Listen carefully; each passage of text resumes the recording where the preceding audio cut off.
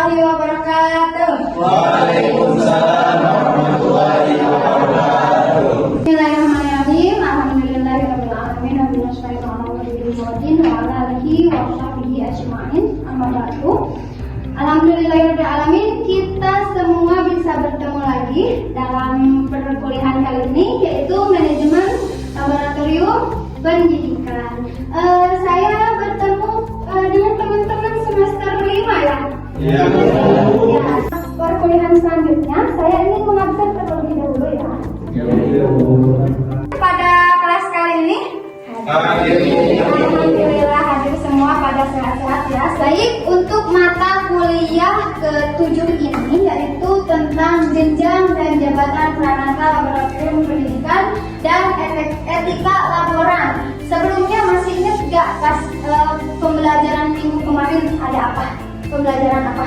Tentang pengelolaan manajemen laboratorium. Baik, minggu kemarin tentang pengelolaan manajemen laboratorium. Nah, sekarang kita akan membahas tentang jenjang dan jabatan Pranata Laboratorium Pendidikan dan Etika Laboran.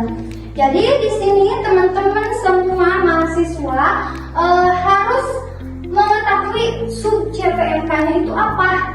Mahasiswa mampu menganalisis jenjang dan jabatan Pranata Laboratorium Pendidikan dan Etika Laboran Pendidikan. Nah, setelah itu mahasiswa juga adanya harus mengetahui indikatornya apa. Yang pertama, mahasiswa mampu menganalisis jenjang dan Pranata Laboratorium Pendidikan berdasarkan regulasi resmi. Kedua, menjelaskan etika kerja laboran dalam perspektif Islam ataupun Al-Quran dan hadis. Baik, sebelum saya melanjutkan kembali, saya ingin bertanya kepada teman-teman semuanya, apa yang dimaksud dengan laboran? Saya Bu, laboran itu adalah orang yang ada di laboratorium. Apakah benar Bu? Baik, betul sekali bahwa laboran adalah orang yang ada di laboratorium tersebut, orang yang ada di laboratorium tersebut. Tetapi di sini juga saya akan membahas tentang latar belakang dari laboratorium pendidikan yang sebelumnya sudah diulas. Laboratorium pendidikan adalah unit penunjang akademik pada lembaga pendidikan berupa ruangan tertutup atau terbuka. Jadi laboran itu adalah ruangan. Laboratorium itu adalah ruangan yang bersifat permanen ataupun bergerak. Nah, sebuah laboratorium juga dikelola oleh siapa? PLP. Nah, laboratorium itu dikelola oleh PLP. Baik, untuk selanjutnya kita akan membahas tentang jenjang dan jabatan Pranata Laboratorium Pendidikan. Jadi ada jenjangnya apa saja yang harus yang ada di dalam jabatan Pranata Laboratorium ini. Tadi kan PLP itu disingkat dengan Pranata Laboratorium Pendidikan. Menurut Peraturan Menteri Pemberdayaan Aparatur Negara dan Reformasi Birokrasi Republik Indonesia Nomor 7 Tahun 2019 tentang Jabatan Fungsional Pranata Laboratorium Pendidikan. Yang pertama ada kategori keterampilan, yang kedua ada kategori keahlian. Jadi dibagi dua tentang jabatan Pranata Laboratorium Pendidikan ini. Yang pertama Pranata Laboratorium Pendidikan terampil, yang kedua Pranata Laboratorium Pendidikan mahir, yang ketiga Pranata Laboratorium Pendidikan penyelia. Itu termasuk kategori keterampilan. Nah, apa saja yang dimaksud dengan kategori keahlian juga? Yang pertama ada Pranata Laboratorium Pendidikan ahli pertama, ada Pranata Laboratorium Pendidikan ahli muda, dan ada Pranata Laboratorium Pendidikan ahli madya. Nah, itu adalah jenjang dan jabatan Pranata Laboratorium Pendidikan. Untuk selanjutnya, saya akan membahas tentang etika. Nah, sebelumnya saya ingin bertanya terlebih dahulu pada teman-teman di sini. Etika itu apa sih? Oke, di sini saya akan menjawab tentang etika. Etika adalah pembahasan suatu filsafat tergantung baik dan benarnya dan tergantung benar dan salahnya, serta bagaimana seharusnya orang-orang bertindak dalam kepribadiannya. Mungkin itu saja. Baik, betul sekali bahwa etika adalah perilaku atau kebiasaan. Tapi di sini juga kita akan membahas tentang etika laboran. Etika laboran itu adalah suatu disiplin filosofis yang sangat diperlukan dalam interaksi sesama manusia dalam memilih dan memutuskan timbangan moral yang berlaku. Jadi etika perilaku itu seperti apa kalau menjadi pranata laboratorium pendidikan ya. Oke, yang selanjutnya perilaku dan etikanya apa aja? Pertama, otomatis harus tanggung jawab. Yang kedua harus ada pengabdian. Yang ketiga ada kesetiaan. Yang keempat ada kepekaan. Yang keenam ada persamaan. Dan untuk selanjutnya ada kepantasan. Jadi itulah perilaku atau etika yang harus ada dalam diri laboratorium. Baik, untuk selanjutnya saya kan di sini tadi belum menjelaskan apa sebenarnya tugas dari laboratorium itu sendiri ya.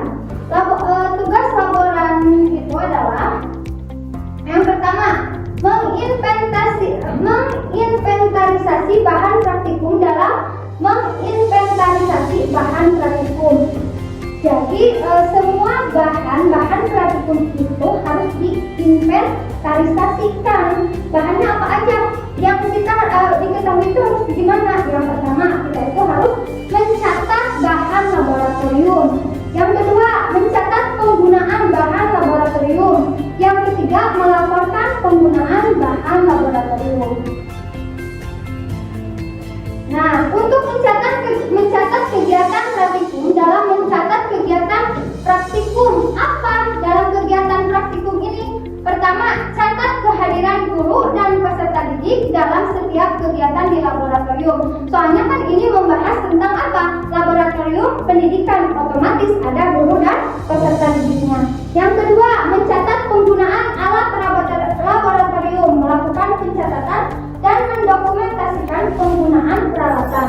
Yang selanjutnya, mencatat penggunaan penuntun praktikum laboratorium. Laboran melakukan pencatatan dan mendokumentasikan penggunaan penuntun praktikum yang disediakan laboratorium secara berkala. Yang selanjutnya, mencatat kerusakan alat jika dari hasil pemeriksaan peralatan ditemukan alat yang rusak. Dan selanjutnya melaporkan keseluruhan kegiatan praktikum secara periodik.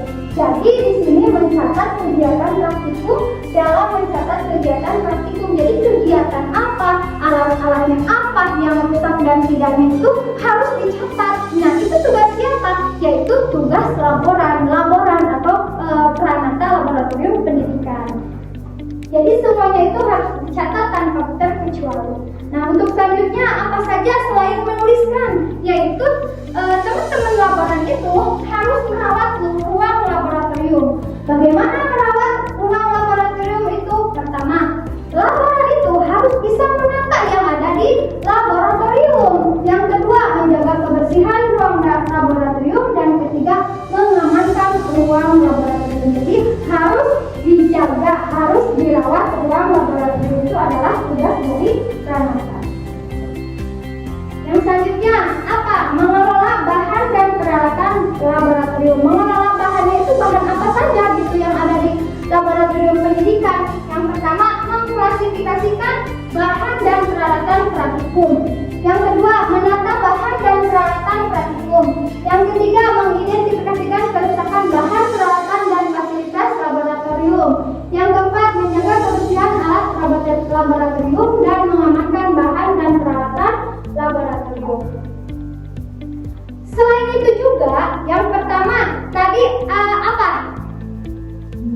Mencatat. Yang kedua, merawat. Yang ketiga, melayani. Sekarang itu bisa melayani kegiatan-kegiatan apa saja yang ada di laboratorium pendidikan. Nah, melayani kegiatan praktikum. Yang pertama, menyiapkan bahan sesuai dengan penuntun praktikum. Yang kedua, menyiapkan peralatan sesuai dengan penuntun praktikum. Yang selanjutnya, melayani guru dan peserta didik pelaksanaan praktikum. Yang selanjutnya, menyiapkan perlengkapan pendukung praktikum. Itu adalah melayani kegiatan praktikum dalam melayani kegiatan praktikum di mana? Di sekolah. Jadi apa yang dilayaninya? Yaitu kegiatannya. Untuk selanjutnya, juga menjaga kesehatan dan keselamatan kerja di laboratorium. Bukannya kita itu harus melayani, harus mengelola, harus merawat, tetapi kita juga harus menjaga tentang apa kesehatan dan keselamatan kerja yang ada di laboratorium. Pertama, menjaga kesehatan diri di lingkungan kerja. Yang kedua, menggunakan peralatan kesehatan dan keselamatan kerja di laboratorium menangani bahan-bahan yang berbahaya. Contoh kalau bahan-bahan yang berbahaya misalnya di lab kimia ataupun di lab biologi, kan itu termasuk juga laboratorium pendidikan. Sebenarnya laboratorium pendidikan itu banyak macamnya, ya. Ada juga laboratorium umum, misalnya umum IPA, IPS, kan biologi, kimia itu kan termasuk laboratorium. Ada juga, tapi di sini juga ada laboratorium tentang pendidikan Islamnya. Apakah pendidikan agama Islam mempunyai laboratorium? Punya. Apa yang ada di laboratorium tersebut? Misalnya alat-alat apa saja yang bisa digunakan untuk praktik pembelajaran di kelas ataupun di luar ruangan. Nah, di sini juga saya akan mengaitkan pada nilai-nilai moderasi beragama dalam profesi PLP. Tadi PLP itu apa? Pranata Laboratorium Pendidikan. Baik, saya akan menjelaskan sedikit tentang moderasi beragama. Adalah cara pandang, sikap, dan praktik beragama yang adil, seimbang, dan toleran. Tadi juga kan sudah disinggung bahwa etika laboratorium itu harus seperti apa ya, otomatis harus bertanggung jawab dan lainnya. Di sini diintegrasikan dengan moderasi beragama. Nilai-nilai yang dapat diintegrasikan dalam tugas PLP yang pertama itu toleransi, yang kedua keadilan, yang ketiga keseimbangan, dan keempat ketaatan hukum. Bagaimana kita sebagai PLP harus bertoleransi kepada sesama PLP, menghargai keberagaman mahasiswa dan peneliti, baik itu di pendidikan sekolah ataupun di mahasiswa atau peneliti. Yang kedua, keadilan, memberikan pelayanan laboratorium secara setara tanpa diskriminasi. Yang keempat, keseimbangan antara kepentingan riset, keamanan, dan etika, dan ketaatan hukum, mentaati aturan keselamatan kerja dan SOP laboratorium (SOP). Yang selanjutnya diintegrasikan dalam sains dan Islam. Mengapa sih PLP ini harus ada di dalam sains? Sains menghasilkan pengetahuan berdasarkan observasi, eksperimen, dan analisis. Di sini saya juga mempunyai studi kasus. Jadi teman-teman nanti bisa di kelompok ini bisa bertiga, dan berempat atau berlima, ya udah nggak apa-apa ya. Nah, baik, di sini saya akan memberikan lembar jawaban dari studi kasus nanti. Teman-teman bisa diisi per kelompok. Saya kasih waktu 5 menit untuk mengerjakan studi kasus ini.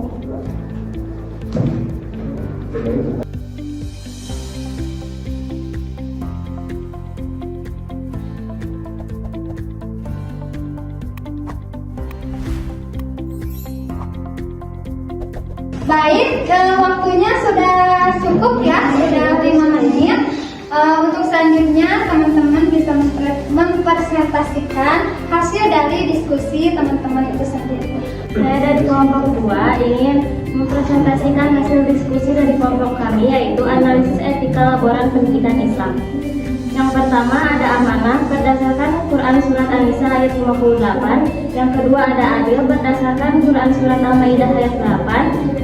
Yang ketiga ada ukhuwah, menjaga ukhuwah Islamiyah, Wataniyah, dan Basyariah. Yang terakhir ada menghindari diskriminasi berdasarkan hadis riwayat Ahmad. Selanjutnya teman-teman ada yang mau menambahkan? Oke, saya ingin menambahkan dari studi kasus tersebut, seorang laboran itu mengapa dia itu membeda-bedakan gitu ya, membedakan laboran lain dikarenakan beda mazhab. Sedangkan seorang laboran itu harusnya bersikap netral gitu ya. Bersikap netral itu harus mengajarkan toleransi, adil, dan menghindari sikap ekstrim gitu.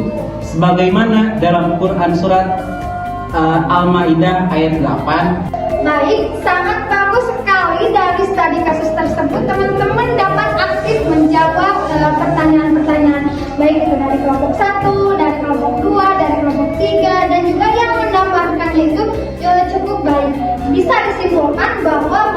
edukasi beragama ini dapat menjadi solusi untuk Pranata Laboratorium Pendidikan bagaimana bersikap dengan adil, bersikap dengan netral, dengan adanya keadilan, dengan adanya sikap netral, kita semua dapat hidup dengan baik. Baik, terima kasih. Mungkin perkuliahan kali ini cukup sekian.